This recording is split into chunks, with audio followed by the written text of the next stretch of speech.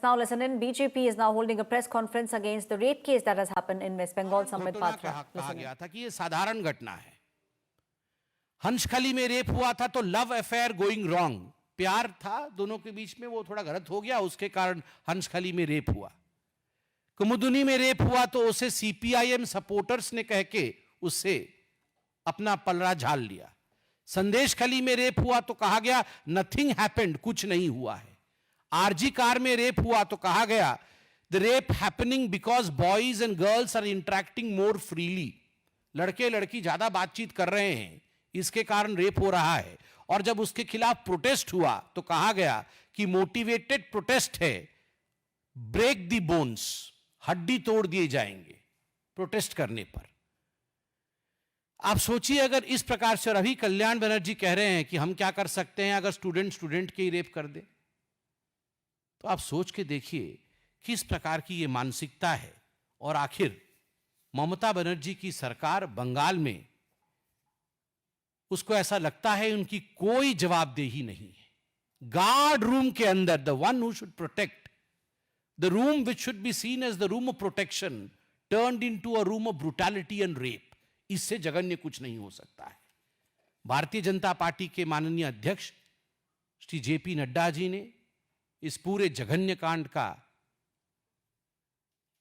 मुआयना किया है और उन्होंने ये सब कुछ देखने के बाद, after taking into consideration that this is an absolute brutal act, उन्होंने एक कमिटी बनाया है और वो कमिटी जो जाके जांच करेगी, ये कमिटी 4 दलीय सदस्यों का है और वो सदस्य है, मैं उनके नाम पढ़ रहा हूं, श्री सतपाल सिंह, पूर्व केंद्रीय मंत्री एवं पूर्व पुलिस आयुक्त मुंबई, श्रीमती मीनाक्षी लेखी, पूर्व केंद्रीय मंत्री, श्री विप्लव कुमार देव, सांसद लोकसभा, एवं श्री मनन कुमार मिश्र, सांसद राज्यसभा।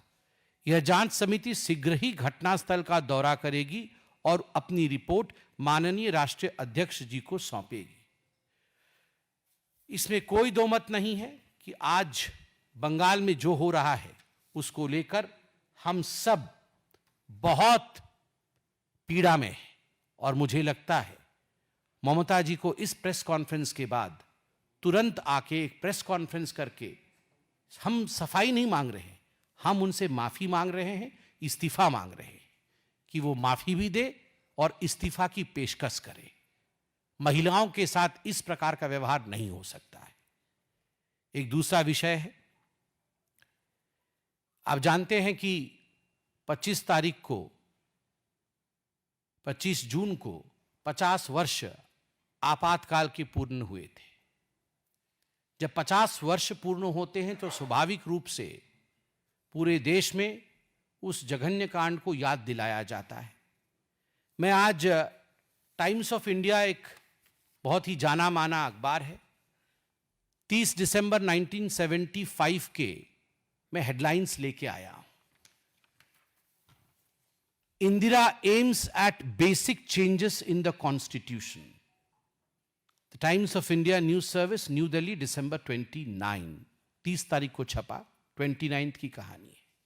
इंदिरा गांधी भारत के It's the Bharatiya Janata Party, the BJP, which has been pointing fingers at Mamata Banerjee, at the TMC government in the state of West Bengal with regards to this horrific case which has come to the fore, a gang rape that has happened inside the premises of a law college. A student who was 24 years old has been allegedly gang raped. 4th arrest has now been made. Listen into what Samit Patra has to say, BJP MP, with regards to the lawlessness that's taking place across the state of West Bengal. रह के उस प्रदेश से जहां एक महिला मुख्यमंत्री है, महिलाओं के प्रति संवेदनशीलता होनी चाहिए, वहां इस प्रकार की संवेदनहीनता, इस प्रकार की ब्रुटैलिटी आखिर क्यों है?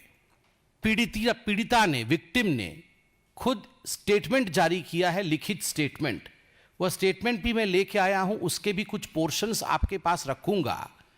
उसको ध्यान से पढ़ा जाए तो एक बात स्पष्ट होता है कि यह पूरा रेप का जो, गैंग रेप का जो कुचक्र हुआ है, यह कहीं ना कहीं स्टेट स्पॉन्सर्ड ब्रूटैलिटी है। What is happening in the state of West Bengal? The state of West Bengal has Mamata Banerjee as its chief minister, a woman chief minister, yet one after the other we are seeing how women's safety issues have been raised. Women have been brutally murdered. Now this comes after we saw the horrific RG Kar Medical College rape case. That was a case that shook the entire nation. The medical fraternity was out in arms. They were out in the streets, not just in the city of Kolkata, but across the country. And now we are seeing another case which has come to the fore, coming in from the city of Kolkata.